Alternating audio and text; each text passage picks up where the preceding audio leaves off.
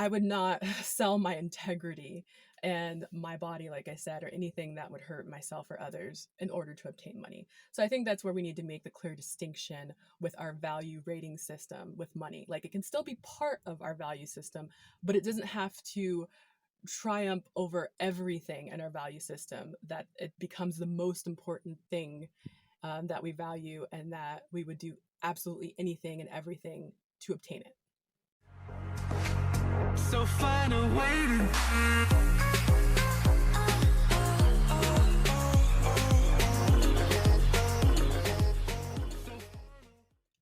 Hello, beautiful beings of light. My name is Monica. Welcome back to the channel. Today's video is titled, "Is money actually the root of all evil? And should spiritual people be charging for their services?" So I got inspired to make this video in a kind of weird roundabout way, and that is because I kind of went down a black hole on YouTube, and I ended up watching some interviews by women.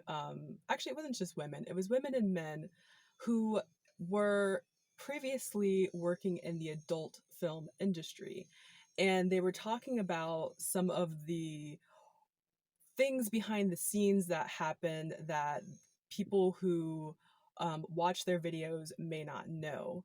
And a lot of it was very dark and very disturbing. It's kind of hard to hear, honestly. But as a light worker, I like to go into those dark areas and learn what people have been through, to kind of educate myself on it and kind of see the contrast of, like, the light and the dark of, any kind of subjects. I'm very interested in that, even when it's really difficult to hear. I like to witness other people's stories who have survived certain events in their life, and made them stronger in some ways. And also, personally, I used to have a friend who went into the adult film industry. We were friends in high school, that's where we met, and shortly after we graduated, after she turned 18, she had moved to California and she had started doing work there. So she had told me a few things here and there about what it was like, but I wanted to hear other people's perspectives as well. And so in one of the videos that I watched, which I thought was very enlightening, and the lady was very articulate and very well spoken, she was talking about money and the reason why she had put herself through so many terrible things during her work as an adult film entertainer because of money. And she made a statement that went along the lines of, money will make you do anything, or that amount of money you just can't say no to, and it's evil or something. It'll make you do things that you don't really want to do. And that's where I disagreed with her in the video. And then I had also listened to a video later on where someone was talking about valuing money, and I just wanted to talk about my take on it as well. So, is money the root of all evil? That is a statement that we hear quite often, especially in our adolescence as we're growing up. Some people may hear it from their parents, others may hear it from school or religion or friends. A lot of people have the belief system that money is evil. And my personal opinion is that it's not. Money is simply a tool, and that makes it neither good or bad. It's not, in my opinion, evil. It depends on how the person uses the money.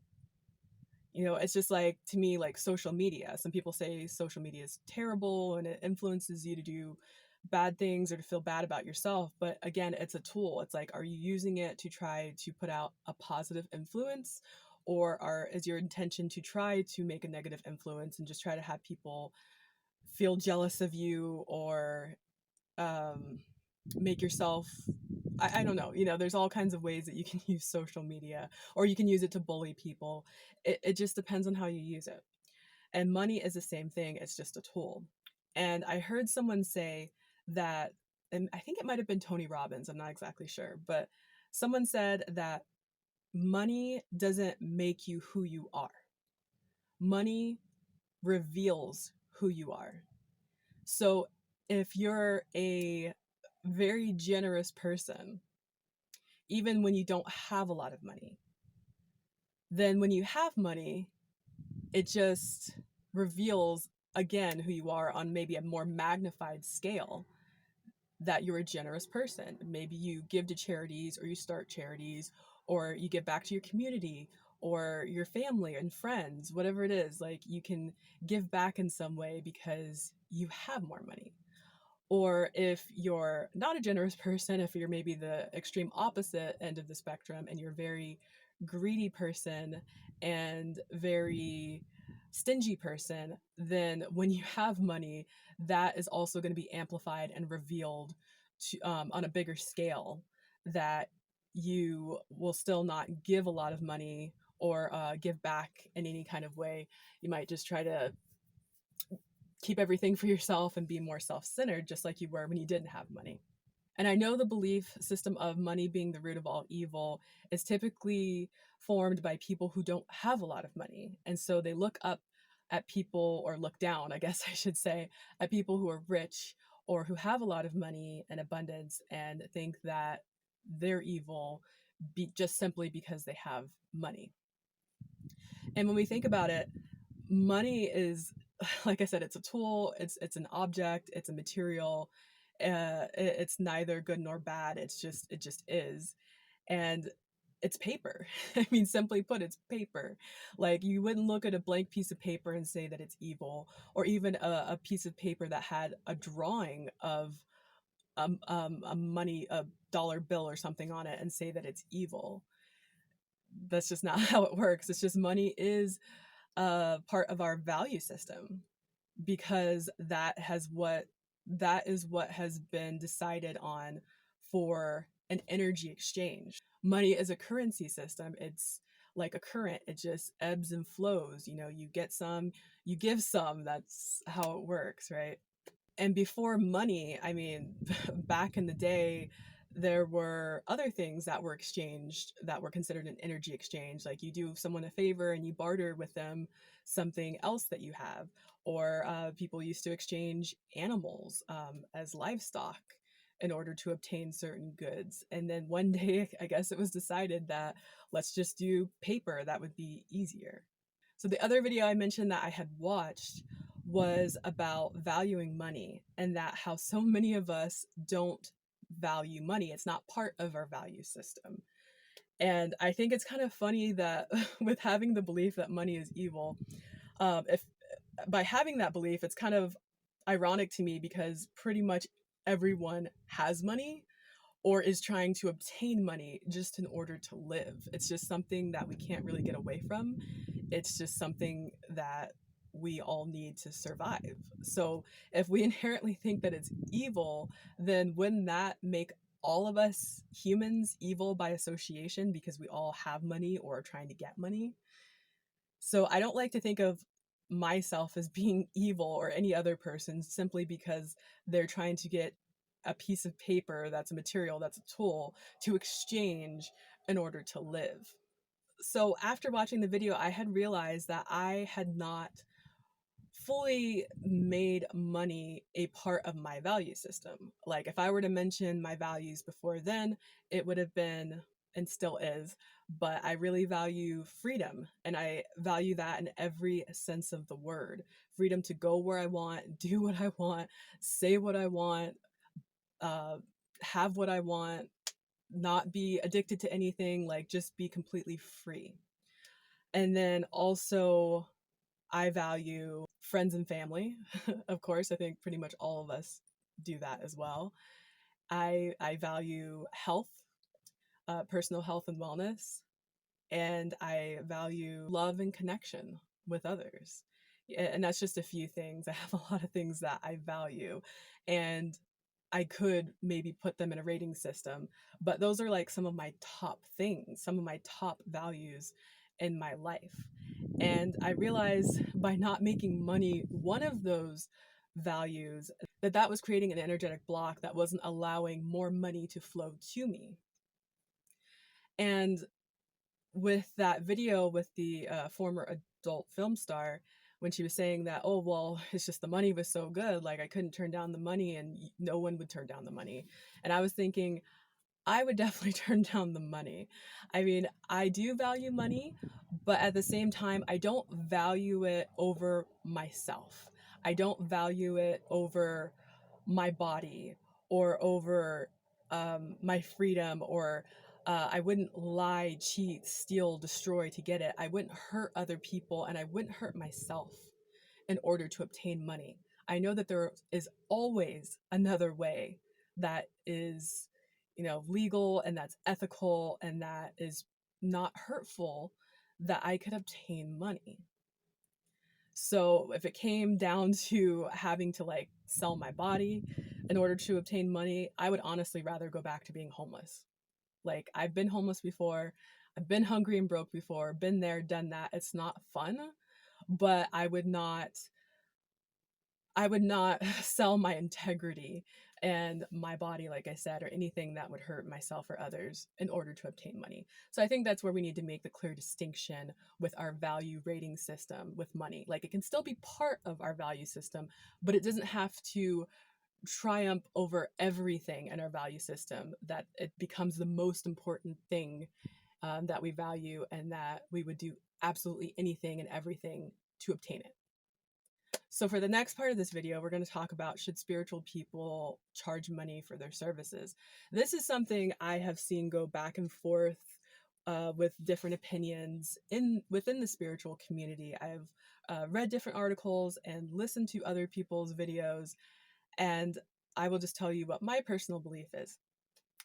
I believe that it's totally okay for people who are in the spiritual community and who have spiritual businesses such as like Reiki or tarot readings or any kind of psychic intuitive readings, or if they have spiritual books or just anything that they have, any kind of services, personal coaching, whatever it is, astrology, that it is totally okay to charge for those services.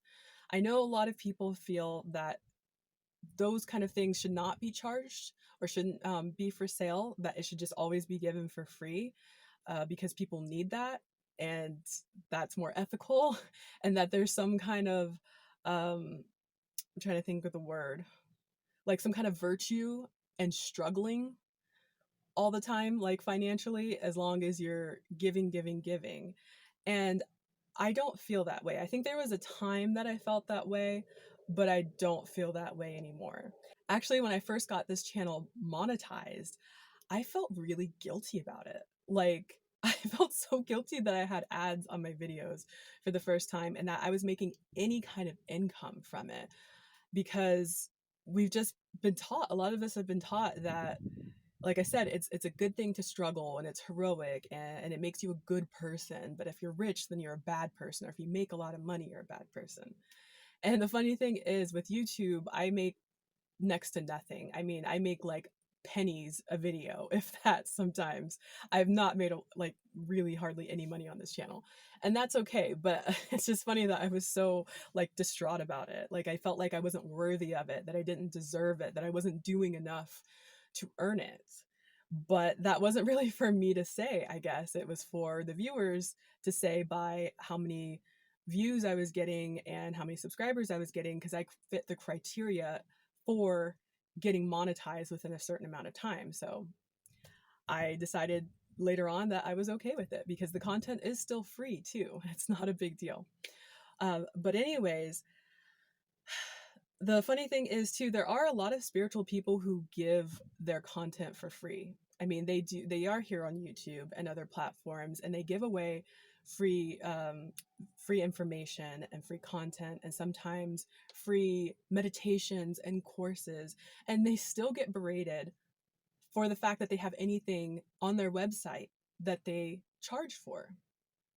And the way I see it is that anybody in the spiritual business, just as in a non-spiritual business, in order to be able to do that business, they have to be getting paid so that they can live.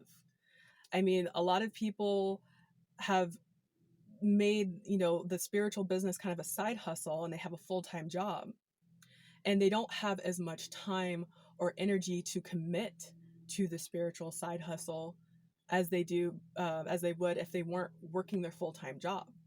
If they were able to financially support themselves with a spiritual business, which a lot of people also can and do that eventually once the business grows enough, then that money, that energy exchange allows them to have more time and energy to put into it and to give more content and to help more people and to expand awareness.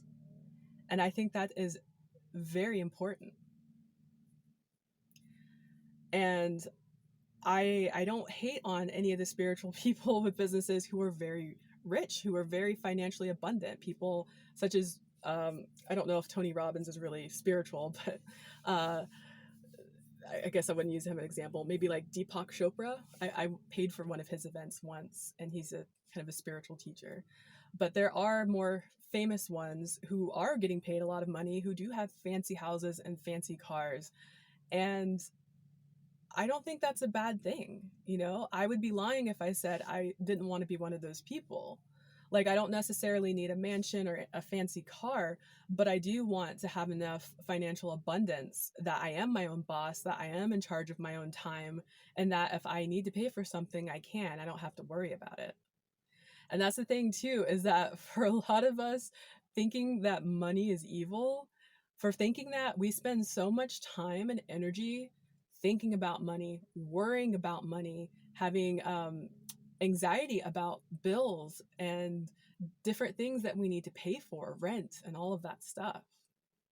And if we're spending so much energy and focus and time on worrying about money and how we're going to get more of it and how we don't have enough of it, that takes away from what we could be doing, something more productive with helping people and giving back. But we have to fill our own cup first. So many of us are giving and giving and giving to the point that we have nothing left. Like, we're giving from nothing, or like next to nothing, right? We're pouring from an empty cup, and that leads to burnout, and it's just not sustainable. And also, what I have learned personally is that the universe is always trying to find balance. I feel like everything is trying to become more balanced into homeostasis.